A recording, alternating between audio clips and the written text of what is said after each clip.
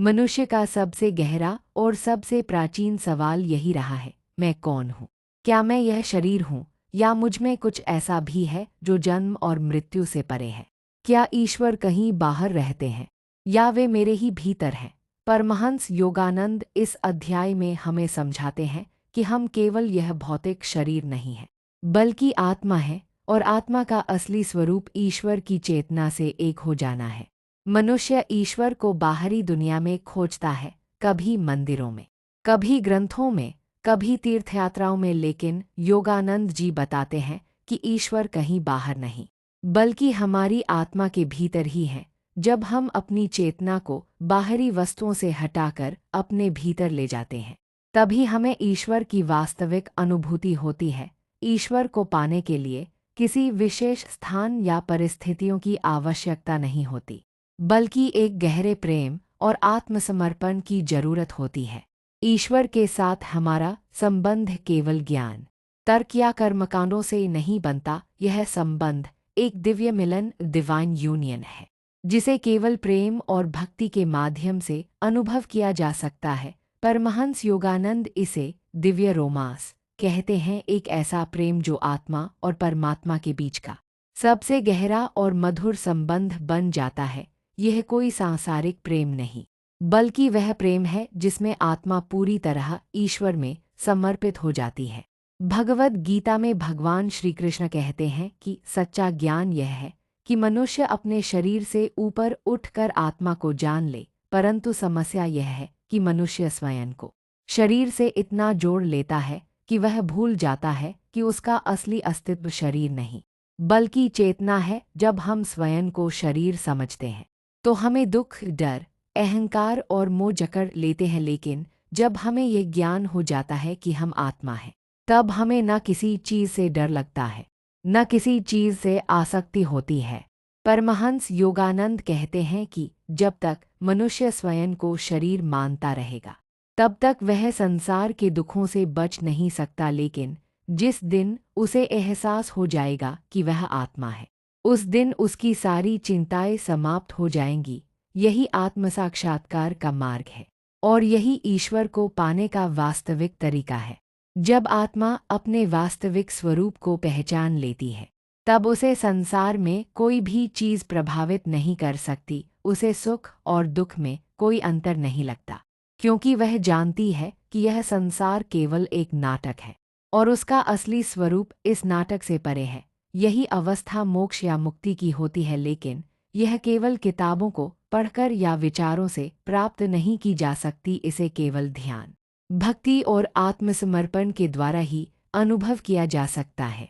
परमहंस योगानंद इस अध्याय में समझाते हैं कि हम ईश्वर से अलग नहीं हैं, बल्कि हमने स्वयं को उनसे अलग मान लिया है। यह विभाजन केवल हमारी सोच में है। वास्तविकता में हम ईश्वर से कभी अलग नहीं थे, न है और न हो सकते हैं। जब हम ध्यान में गहरे उतरते हैं, जब हम सांसारिक चीज़ों की ओर देखने के बजाय अपनी आत्मा की ओर देखते हैं, तब हमें एहसास होता है कि हम स्वयं ही ईश्वर की चेतना का अंश हैं।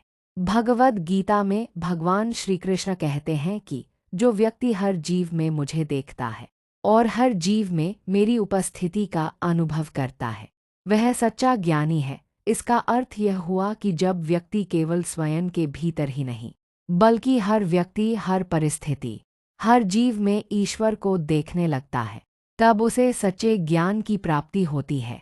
परमहंस योगानंद समझाते हैं कि ध्यान और भक्ति ही आत्मा के इस दिव्य मिलन को संभव बनाते हैं। जब हम नियमित रूप से ध्यान करते हैं और ईश्वर के प्रति प्रेमपूर्ण भक्ति रखते हैं, तब हमें धीरे धीरे अपने भीतर एक दिव्य प्रकाश का अनुभव होने लगता है।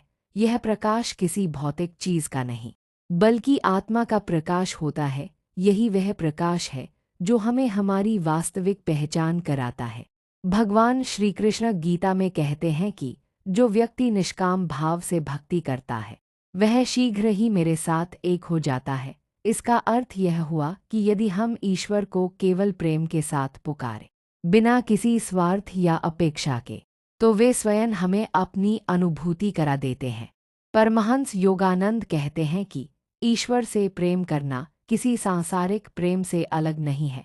जैसे कोई प्रेमी अपनी प्रियतम के बिना अधूरा महसूस करता है, वैसे ही जब आत्मा ईश्वर से अलग महसूस करती है तो उसे बेचैनी होती है, लेकिन जब आत्मा फिर से ईश्वर में मिल जाती है तब उसे पूर्ण शांति और आनंद का अनुभव होता है। यही वह दिव्य मिलन है जिसे इस अध्याय में समझाया गया है। तो क्या आप भी इस दिव्य प्रेम को अनुभव करना चाहते हैं? क्या आप भी यह समझना चाहते हैं कि आप केवल यह शरीर नहीं बल्कि असीम चेतना है? यदि हाँ, तो अपने मन को सांसारिक चीज़ों से हटाकर ईश्वर की ओर लगाए ध्यान करें, भक्ति करें, सेवा करें और सबसे महत्वपूर्ण हर चीज़ में ईश्वर को देखने का अभ्यास करें। जब आप यह देखने लगेंगे कि ईश्वर हर जगह है, तब आप समझेंगे कि आप स्वयं भी उन्हीं का एक अंश हैं।